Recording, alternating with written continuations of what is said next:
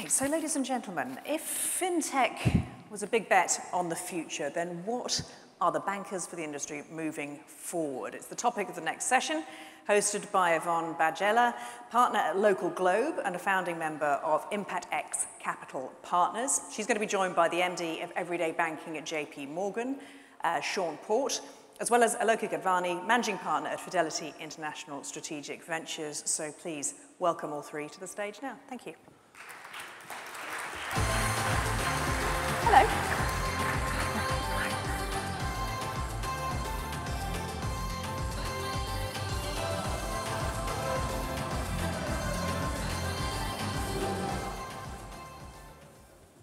Hello, everyone. Now, we've had a fantastic morning of conversations talking about how we've come such a long way within fintech in the UK, but we have so much longer to go.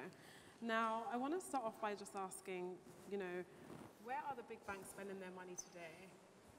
Some of the most,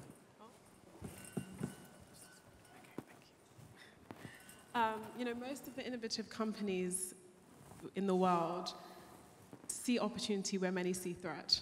Where are you currently seeing the opportunities, and where are the likes of JP Morgan and Fidelity currently spending their money? Okay, I guess I can talk from the JP Morgan perspective. We see a massive opportunity in retail banking outside of the US. It's a very big investment for us. We announced our Investor Day. We're spending around $450 million per year and don't expect to break even for the next 5 to 6 years. So it's a very significant investment for us. We think there's a very significant market, particularly in Europe, for digital banking, starting in the UK as our first market. I think it's a massive opportunity, and I think you can tell from the way we've approached it, we've started from scratch. We've taken all the learning from serving 78 million customers in the US to how do we approach launching a new bank from scratch, completely clean sheet of paper from a technology perspective, and also thinking about how do we structure ourselves in a different way to deliver great results for our customers. So it's a very significant investment, and you can tell that for us it's a very big opportunity. I think for us, it's probably a slightly different dimension. We're not a bank, more of an asset and wealth manager. And so when we think about what's big in front of us, it's in one side, it's bringing privates and publics together from an investment perspective. So a lot of the world has been centered around public investments. With some of the euphoria we've seen in private investments for the last few years, it's the nature of how do you bring those together and allow that access to a much broader swath of people. So that's one side of the story. I think the other side of the story is a little bit more bringing a bit more holistic perspective on your financial profile, bringing all of that together, centric around data, plus also driven by giving people less product choice, less jargon, and more actual accessibility and telling them what to do, maybe in a more simplistic manner, potentially even with some version of a hybrid solution that sits on top of it with advice or guidance alongside. Now, that's a great segue around the whole conversation around aggregation, disaggregation. Earlier today, the CEO of Monzo mentioned that their goal is to become the one-stop shop and, to become the place where consumers come to for everything. Really keen to hear your perspective on whether you see the market moving towards further disaggregation or aggregation. Quite keen to hear your perspective given the acquisition of Nutmeg by JP Morgan. Yeah, so over the last 10, 15 years, you've seen this great disaggregation of financial services away from banks to new providers, fintech providers. And obviously those fintech providers have moved away from their single line of business, being very competitive with a great customer experience, to other areas of business to try and expand, as you mentioned, Monzo. For us, I think we believe firmly at Chase that we can deliver a great customer experience, a singular customer experience across many product ranges, many services.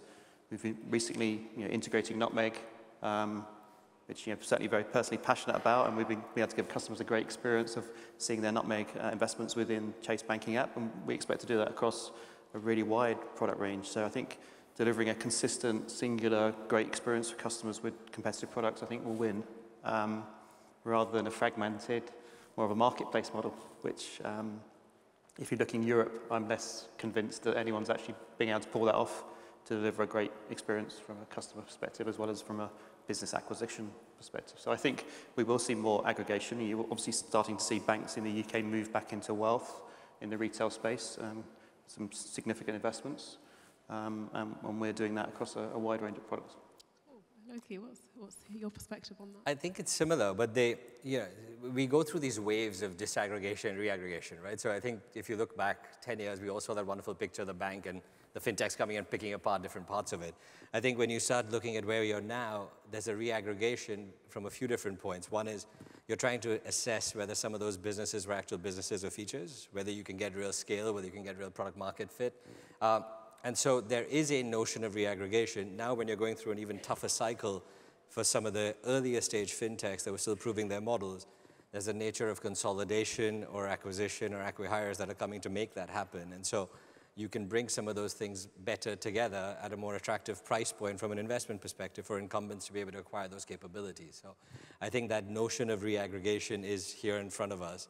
And I think there will be some real question marks around businesses on their ability to create, basic unit economics, right? So, what are you acquiring your customers for? How much do you think you're going to make off them? And what's your payback period? So all of those things are going to become relevant when we look at it today with a very heightened lens at one, the cost of capital isn't free. You can't grow forever and just assume that someone else is going to fund the coffers, right? So, and I think this notion of primary banking, everyone's looking after to be a primary source of financial products. I think our view still is that you need a basic checking account, current account to have that right to be a primary relationship with a customer. And I think that's where, we'll talk about it in a minute, but that's where all the data lies. I think the insights that you get from a customer's day-to-day relationship is much more significant than you would from a wealth relationship.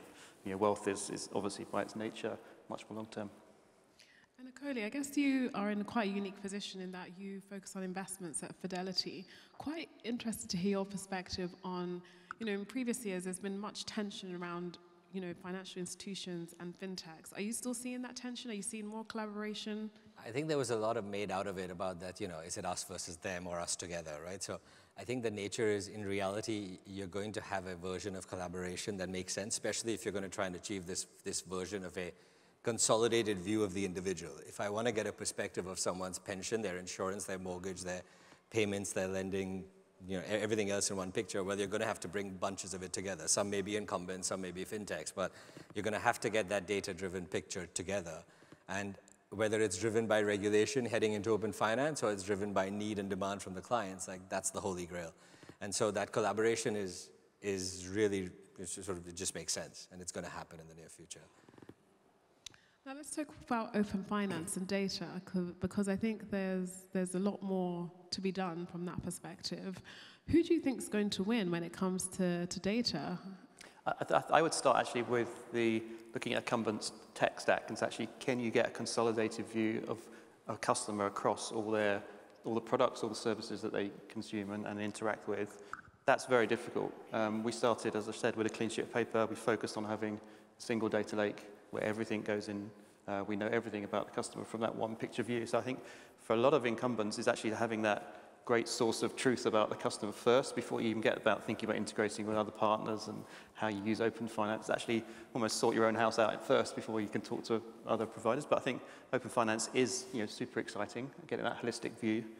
In the States, we have Wealth Plan, where you bring in all your different other providers to see your wealth and your balance sheet across different investments. But yeah, I think that's where we're going. But I think everyone needs to sort out their own data first. I mean, I think the data question is a really good question, because the notion and the theory to open finance makes complete sense. And it's one that the question is, how long is it going to take us to get there? And in that interim, how do you cobble together different bits, but with the notion of sort of, kind of data privacy and consent rights? And I think those are the kinds of things that we're going to have to balance. And if you take a comparative view of where we are from a UK or European perspective around that, it's very, very clear and specific, versus some of the other markets around the world where they've had real proliferation of some of all the data coming together. Whether you look at emerging markets in India or China or otherwise, it's because the data privacy rules are very, very different, and people are making a conscious choice towards customer experience versus data. And I guess in recent months, with the emergence of ChatGPT-3 and so on, generative AI has become the big topic of conversation. How are you both thinking about generative AI in your organizations? I think it's always a topic of conversation. I don't think that's changed, post-ChatGPT. I think we're always talking about it. It's always a subject of conversation. It always comes back to how you use data as well. You need to be very careful about how you deploy it. understanding our models really well. I mean, obviously we use that to understand, a lot of these techniques to understand our customers' behaviors. Rolling out to customers in that kind of customer facing is a whole different matter altogether, but I think it's super useful in understanding customers in a different way and understand their behaviors and interactions with us. I mean, I think it's going to be transformative. And you're right, it's always been there. We're always looking at versions of automation and AI. I think in this instance, if you take that notion of your basic kind of chatbot that's sitting on every website or every app, and it's really, really basic in what it could do, this is a leapfrog in terms of where we hope it can get to. I think if you take a couple of examples around financial advice or even surveillance or any other versions of, services around financial services, we've got a couple of examples where we have a financial planning investment called Conquest, and they were just playing around and trialing some of these capabilities, and it's revolutionary what you can do to be able to sort of showcase, forecast, or allow someone to ask a question into a financial planning engine, as opposed to just showing glide paths and showing forecasts of what you may need to retire. Here you can ask a basic question. So if I save X, £100 a month, how much is that going to be enough for me to do X, Y, and Z? So the interaction becomes really intuitive as opposed to having to receive it in the way that someone wants to provide it. And I guess just given where we are today, how do you think banks and financial institutions can better position themselves? Well, obviously, the main thing is being customer-centric, which is easy to say, it's harder to do in reality. But with everything, you do need to think about the customer experience, taking out friction, being very responsible in how you offer products and services to customers, thinking about accessibility, for example. But yeah, I think customer-centric is obviously the number one. I think it's catch up and catch up quick. You can't have a two-world now where you've got, tech-driven fintechs that have one kind of experience and going back to the incumbent saying, oh, it's okay, we've got all the assets so we can be at a different stage and scale. I think you really need to have that, you've got to perform at the highest level when every consumer believes that their experience is, Netflix and Amazon and Spotify. That's acceptable on one side of the world. You can't suddenly go to financial services and say, I need to fill out 6 forms before I'm going to get access to my money. That's just unacceptable. So. Absolutely. Well, thank you very much. Thank you. Thank you.